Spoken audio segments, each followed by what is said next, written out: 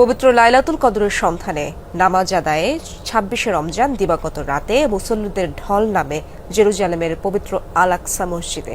বুধবার প্রায় ১,৮০,০০০ ফিলিস্তিনি জড়ো হয় পবিত্র মসজিদ প্রাঙ্গণে। রাতভর নফল ইবাদতে মশগুল ছিলেন তারা। প্রবেশে ইসরায়েলি বাহিনীর কড়াকড়ির জেরে ব্যাপক ভোগান্তি হলেও সহিংসতার ঘটনা ঘটেনি।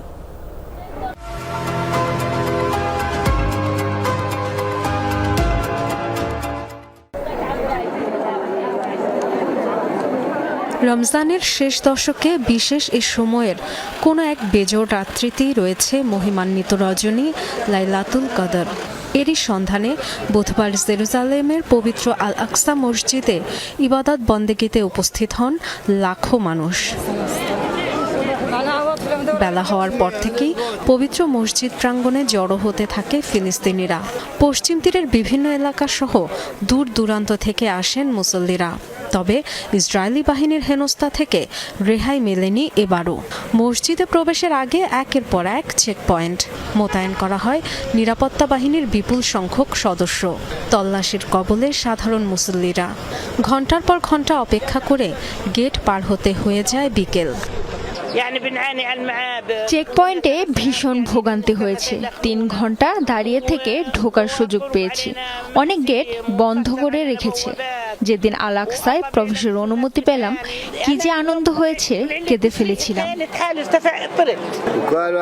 দুপুর 12:30 থেকে দাঁড়িয়ে আছি, এখন 2:30 বাজে। কেউ কেউ বলছে 3টায় খুলবে। যখন চাই তারা হয়রানি করে, যখন ইচ্ছা হয় গেট খোলে। মনে হচ্ছে তারা আমাদের সন্ধ্যা পর্যন্ত এখানে দাঁড় করিয়ে রাখবে। তবে সন্ধ্যা হোক বা রাত পর্যন্তই হোক, যতক্ষণ পর্যন্ত নামাজ আদায়ে ভেতরে যেতে না পারছি, এখানে দাঁড়িয়ে থাকবো। অবশেষে প্রিয় মসজিদে প্রবেশ, তারাবিহ সহ সারা রাত ইবাদত বন্দেগি, মহান আল্লাহর কাছে নিজেকে সমর্পণ, মুসলিম উম্মার শান্তি কামনা, গাজাবাসীর মুক্তি চেয়ে বিশেষ দোয়া। আবেগ আপ্লুত মুসল্লিরা। আল আকসা মসজিদ দেখভালের দায়িত্বে থাকা ইসলামিক ট্রাস্টের তথ্য অনুযায়ী বুধবার রাতে সেখানে নামাজ আদায় করেছে প্রায় 1,80,000 মানুষ।